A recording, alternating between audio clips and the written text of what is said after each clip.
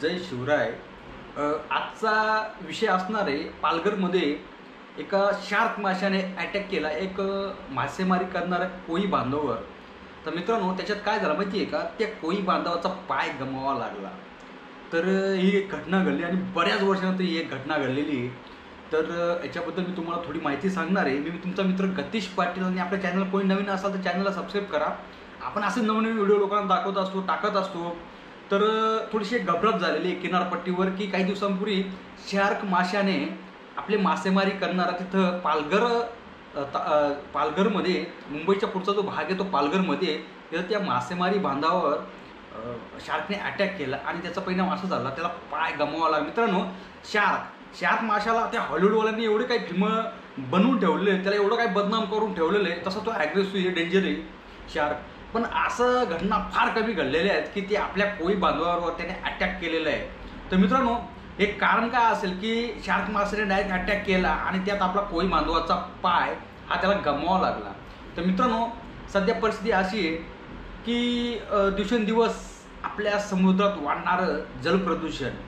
तर मित्रांनो, काय झालंय, सध्या आपल्या ज्या समुद्र आहे तिथं मोठ्या प्रमाणात शार्क मासे आढळतात, वेल आढळते, पण ही सहसा खाडीतून गोड्या पाण्यात येत नाही। आणि जो हल्ला झालेला आहे हा गोड्या पाण्यात झालेला खाडी नदी, समुद्रालगत नदी होती, त्या नदीत तो शार्क काहीतरी उलटा घुसला असेल 10-15 किलोमीटर आतमध्ये। आणि तिथं आपले जे काही मासेमारी करणारे जे आपली कोळी बांधव होते त्यांच्यावर हा हल्ला झाला। तर त्या शार्क माशाने हल्ला केला मित्रांनो, अक्षरशः पायाचा लचका तोडल्यानंतर काय झालं, त्याचा पाय तो कामातून गेला, त्याला लगेच तिथं जवळच्या रुग्णालयात पाठवण्यात आलं। आणि काही दिवसानंतर जो शार्क आहे तो मासासुद्धा मेला, कारण तिचा शार्क जी मासा होता तो प्रेग्नेंट होता। तर मित्रांनो, या घटना का घडत आहेत, कारण खाऱ्या समुद्रातला जो शार्क मासा हा असा गोड्या पाण्यात येत नाही, लोकांचं असं म्हणणं असतं। तर मी तुम्हाला तुमच्या माहितीसाठी सांगतो की शार्क माशांमध्ये प्रकार आहे, त्याच्यातला हा जो मासा आहे हा वेगळ्या जातीचा आहे। हा गोड्या पाण्यात पण राहतो आणि हा खाऱ्या पाण्यात पण राहतो। पण विषय काय आहे, हा समुद्रातून खाडीत आला कसा? तर मित्रांनो, तुम्हाला मी एक गोष्ट सांगतो, जे काही ग्लोबल वॉर्मिंग आपण नेहमी म्हणतो ना, दिवसेंदिवस पूर्ण जे आपलं वातावरण आहे बदलतंय। आता आपण बघू शकता, दिवसा ऊन, रात्री थंडी, त्याच्यामुळे मानवाला जातीला एवढा त्रास होतोय। तर विशेष काय झालेला आहे, दिवसेंदिवस जे समुद्रकाठी काही कंपन्या असतील, काय असेल, यांचं दिवसेंदिवस ऑइल वगैरे किंवा समुद्रातील वाढतं प्रदूषण, याच्यामुळे काय झालं, जी छोटी मोठी जी मासे आहे ज्याच्यावर शार्क जगतो ती मासे नष्ट झालेली मित्रांनो, ती फार कमी राहिलेली। आणि दुसरी गोष्ट, काही LED जे काही वापरून त्याला बंदी आहे, माझ्या मते सरकारने बंदी केलेली आहे, त्याच्यात काही लोक मासे वगैरे पकडतात, त्याच्यामुळे या शार्क माशांची संख्या जास्त आहे समुद्रात, त्यांना खायला काही राहिलेलं नाही आहे। त्याच्यामुळे काय झालं, ते अन्नाच्या शोधात ते खाडीत उलटं घुसायचा प्रयत्न करतात गोड्या पाण्यात। आणि गोड्या पाण्यात तुम्हाला मी खरं सांगतो, गोड्या पाण्यात जे मासे वगैरे, मासे आणि अजून काही जे पाण्यातले जे प्राणी आहेत त्यांची संख्या जास्त आहे। तर समुद्रालगत तिथं अंडी वगैरे घालतात किंवा त्या जागेत त्यांचा वावर जास्त असतो।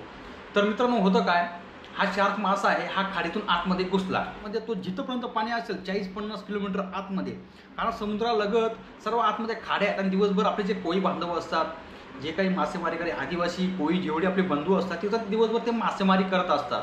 तर मित्रांनो, होतो काय माहिती आहे का, ते त्या जागेवर असे मासेमारी करतात, ते ट्यूबवर बसून ते मासेमारी करतात। त्यांच्याकडे काय मोठे मोठे जहाज वगैरे नसतात, त्यांची परिस्थिती गरिबाची असते, दिवसभर छोट्या मोठ्या जे 5-10 किलो मासे पकडून ते त्यांचा निवारा करत असतात। तिथं हा मासा खाली अचानक पाण्यातून आला आणि त्या व्यक्तीवर अटॅक केला। आणि त्या शार्क माशाचा जबडा एवढा डेंजर असतो ना मित्रांनो, त्याने एक वेळी जर पकडलं ना, तर मी तुम्हाला खरं सांगतो, त्याच्या जेवढं शक्य तेवढं तो मास तो ओढून येतो।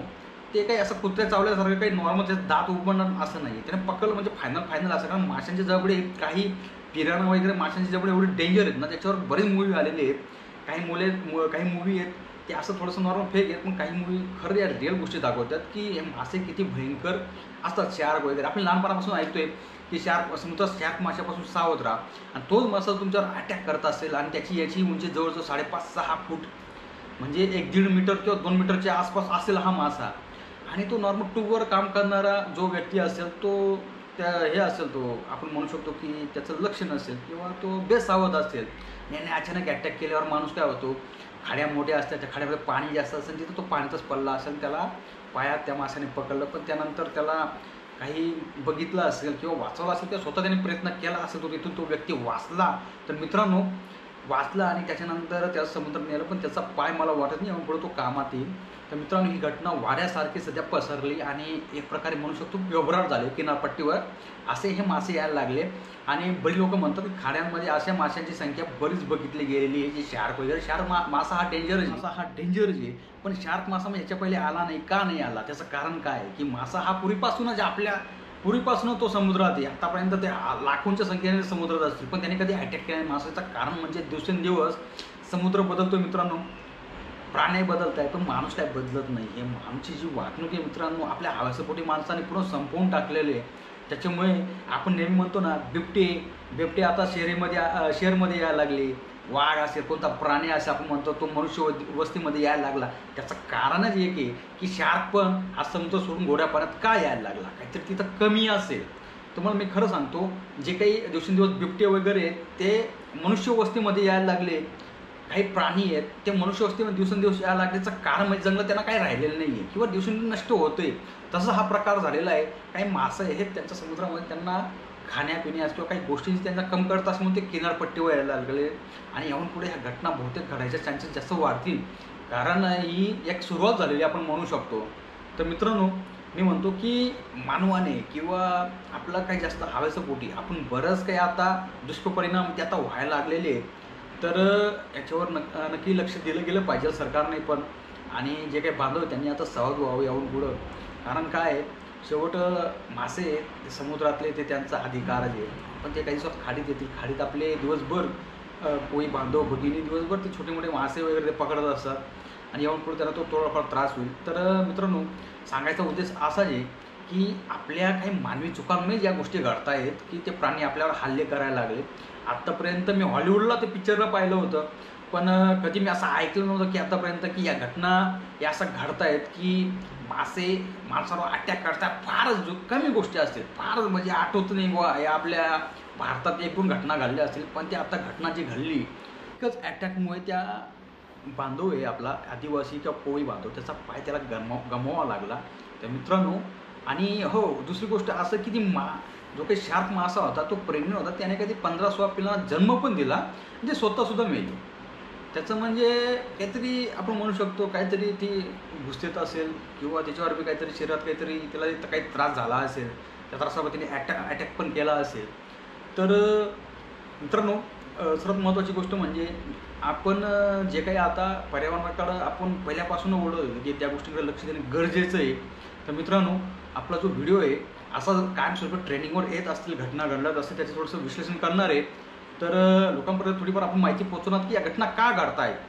तर मित्रांनो आपला चॅनलला कोणी नवीन असेल तर चॅनलला सबस्क्राईब करा आणि जास्त लोकांपर्यंत पोहोचवा. जय शिवराय.